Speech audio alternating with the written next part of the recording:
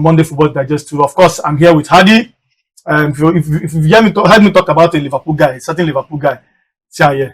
And then of course there's Chuki here, and me, myself, and I. Hi, Sent. Welcome to the show, guys. Thank you so much. I think it's it's been a lovely weekend. If you are a Liverpool fan, we have cried so much, cried and cried and cried. The way things have been going on, but in this game we saw a lot of promise. Our team played like Liverpool for a long time. We saw clean sheets. That's number one. We didn't see a lot of mistakes. We saw players playing with a high level of intent. We saw them running after balls, picking balls, and then you can see we forced we we forced them to make that mistake. We forced Aston Villa to make that mistake that gave us the first goal, scored by Salah. And this is what Liverpool is about. But it wasn't happening all along. At some point, I was like, can't Arne Slot just think and say, I played with this team in my first season and I won an EPL trophy last season. Can't he just say, how did I win it? I won it with a midfield trio of Gravenberg, Soboslai, and Alexis McAllister. Can't I play these three and then let others come in? Then in the defense, at the left side, I won it with either Robertson or Simicat, because Van Dijk, who plays from the left side, understands whoever that is playing from there. So the fact that these things are like this, I was wondering, why can't this guy say, let me play them the way they used to be, and then gradually bring in the new guys? I think that was exactly one thing he did. The only new guy that played the match of Saturday was Hugo Ekitike, fantastic player, who, in fact, he came in and slotted himself in. He adapted to the way we play because he runs around. He's just another version of Roberto Firmino. For me, a fantastic player. I mean, the guy is intelligent, he is skillful, he can dribble, he can run, he can pass, he can mark, and most importantly, he can score. So when Arne Slot did what he did, the same thing he almost did, especially at the back line against Frankfurt, and we scored that number of goals we scored. We won that game. It's because he played Robertson and Van Dijk side by side. I've pundits talk about it. We see it when we watch Van Dijk play against Milos Kakes. He's always shouting because they don't understand each other. Milos Kakes is always off. Van Dijk is always off. I mean, sometimes they are flat. But Robertson, Van Dijk, they've played together. Two EPL trophies, one Champions League, and a lot of trophies together. So it means if you start with these people, let the other guys watch from the bench. Let them understand how this is done. So when they come in, I mean, they can be amazing. We are not worried about how much we spent if we have that amount of money on the bench. The most important thing is let's win. Let's bring these people in. And I know for sure everybody has a role to play at one point. All right. I was going to you've said a lot of things, but so I'll throw this question now to Chuki. Since we've entered Liverpool talk,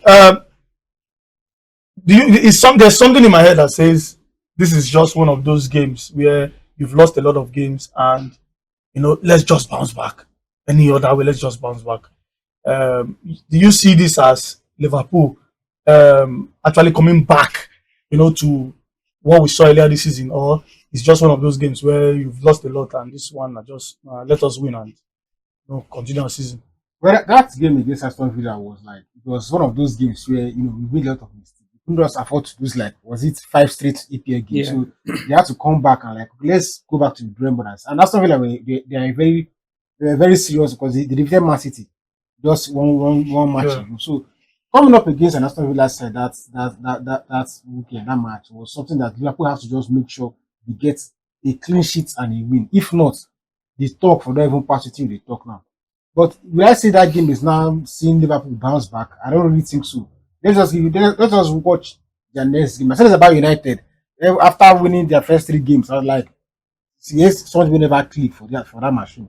And Liverpool and Slot still has a lot to do with that squad because That's not really game. I don't really see that match as a clicking point, and it's even worse off for him now because we're entering December, where a lot of most times the December time is when you now lose the league or win the league. When you play like 3 matches in a week, no time to even shuffle your squad. So that's Aston Villa game quite good enough. 3 points has gotten the 3 points against Aston Villa, but I don't let us watch his next games. I think we need to watch like when teams are in a mini crisis or crisis like this, or shaky performances. One game is not always enough to really tell because you can just win the game by maybe a strong defensive capability and one penalty or something like that. But so let's watch the next game. Even Champions League game, they are going to play Real Madrid. Real Madrid, How on a big test. Yes, I think they even came at the right time for them. Yeah. We will now see yes if his team is really strong. Then come to Premier League match in the weekend. These 2 games now, tomorrow's match against Real Madrid, that's Tuesday's game against Madrid, and the weekend Premier League match. That's a we will Man know City. if Man City game, 2 big games. We now know if he's really prepared. Right. Okay. So, let's talk about the players Liverpool signed. I think out of all of these players, only Kitike, has actually turned up like fully this season.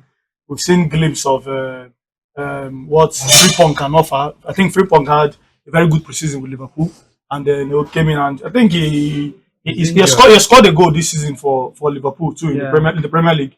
I think he even scored in the Community Shield too. I think against I think was it what that game or which Yeah, he game scored. in the Community Shield. I think he has, apart from the fact that he's been injured, Yeah. Frimpong has actually lived up to that hype when he coming all the way from Bayer Leverkusen. But then we look at Isak, the big money record signing for in the Premier League, and then we're looking at this guy and we're expecting you are good, you know the league. Yes, he didn't have that preseason, which is actually an excuse for players coming into a new club.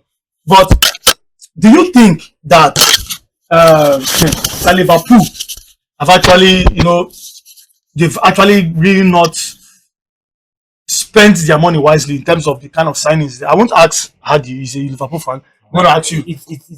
I think we spent wisely.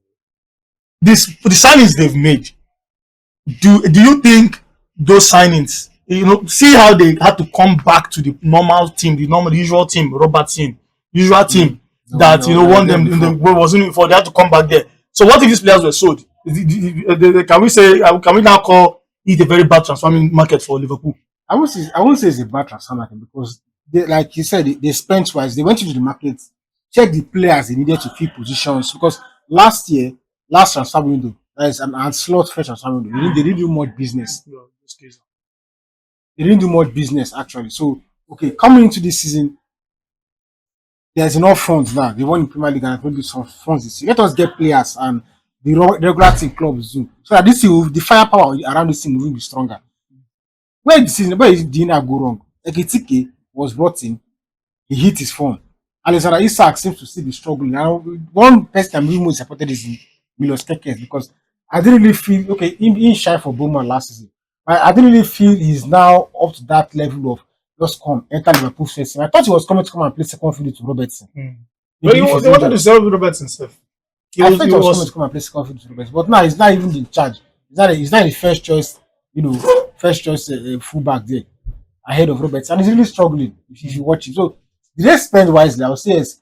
The main problem is that team has not really gelled, and it now seems like Ole Ekitike knows his duty. Ole Ekitike is ready to come and give you that challenge that yes, I must deliver in this Liverpool team without Honda everything.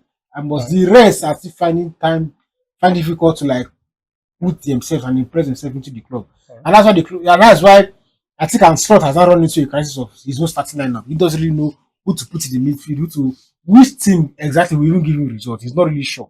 Right. Yeah. I'm so excited to see the team you're going to set up against Madrid tomorrow. For me, I think Liverpool spent wisely. There's also something everybody is overlooking in Liverpool. Everyone is overlooking the fact that the people playing in that team are human beings. Now, that are human beings. One guy everybody's forgetting is Diogo Jota. I need you guys to imagine, let's say we do this sports program, 3 of us together, week in, week out. and at some point, one person is no longer here. The other two, you think they will sit down here and talk as if nothing happened. The team will struggle because of him. We are not always there in the dressing room to know how that guy is a fun guy. When you listen to people talk about him, how he makes the dressing room feel. He is friends to a lot of persons. And when you come in every day and you walk into the stadium, you will see Forever our 20, you will see his photos. There is a trigger. This is difficult. No one, everybody is fighting not to talk about Diogo Jota, the effects of losing Diogo Jota in that team. If Jota was transferred out, it's easy because he will still be friends with those he is friends with. But that guy lost his life in one of the most tragic ways for anyone to die. And he just won the Premier League. He just got married. A lot of good things happened in his life and it just ended. So this has psychological effect on the team. But we put that aside. But then when we look at the players Liverpool signed, Isak hasn't played football in a while. Okay? Isak hasn't played football in a while. Even though he is not showing those flashes we know Isak to have. But for me as a person, I believe that he will come true. Then when you look at Vase, he hasn't scored goal. He has any goal. He has just one assist. Everybody's complaining. But check stats. Who has created the highest number of chances in the Premier League this season? It is him. And when you watch some of our games, you will see clear chances our strikers have made. Salah and a number of them missed. If they had scored those goals, it would have been an assist. Our last game, there was a clear pass Salah would have given him. It was just if Salah played that pass, it would have been a goal. But then we won't talk about what if. But the point is, they are signed to play the game. And we expect them to do that. But one thing we should know is that these people are humans. I'm not saying it because they are Liverpool players, because I'm a Liverpool fan, okay? I'm saying it because I can imagine I have lost people so dear to me. And I can imagine what it means like walking into the same place they bring life into. And you touch the same thing you touch. You kick the same ball they kick. You stand on the same treadmill they stand. You run, and you know that when the person was alive, he's always supposed to be beside you, cracking jokes. You have to feel it. It affects you. And as much as every 20th minute in Anfield, they have to sing the Jota song.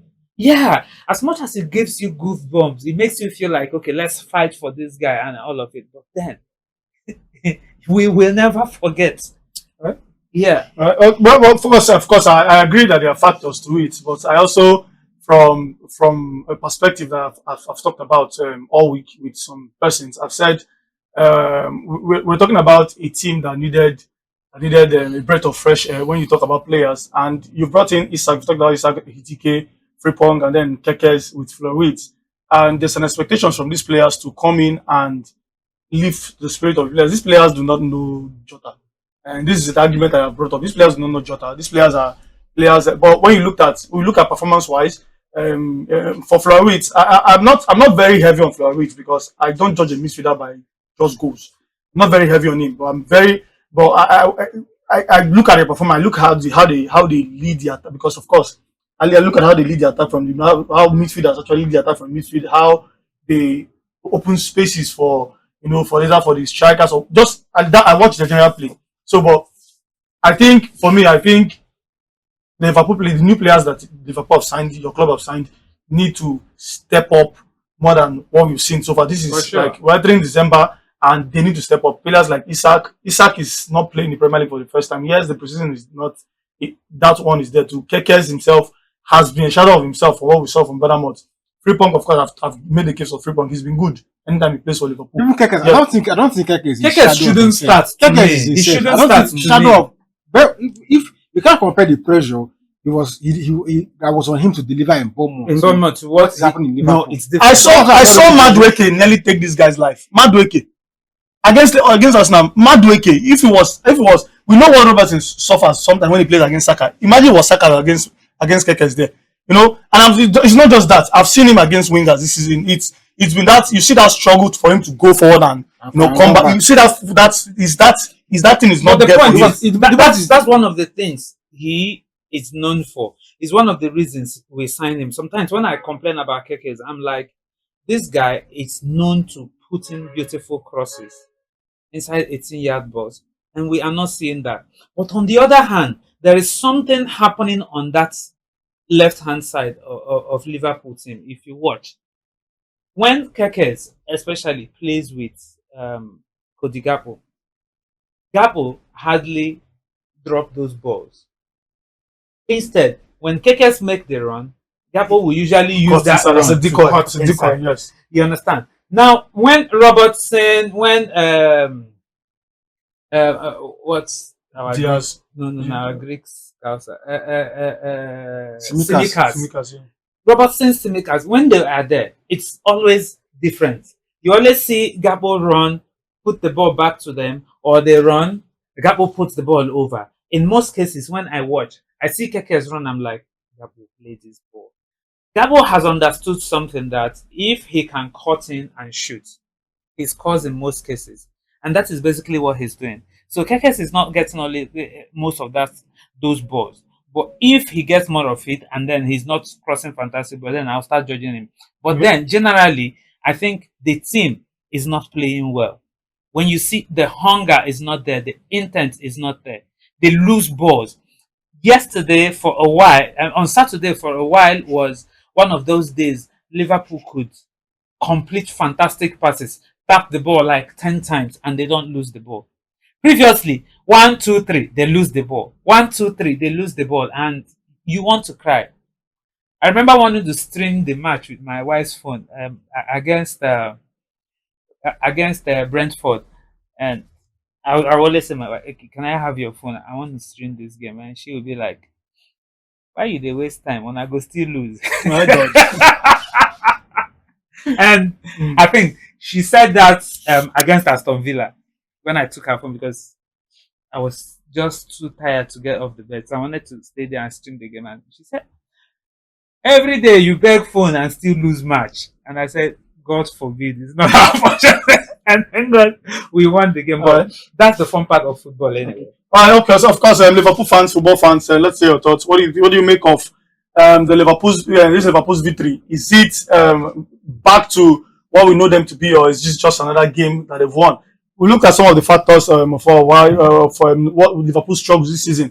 As well as mentioned Diego Jota, and then talked about the new players not turning up, and talking about the manager's tactics too. All of these, of course, are ingredients to why Liverpool have failed in the last 4 games, apart from the one they just won now. So let us know in the comment section and let's talk about it.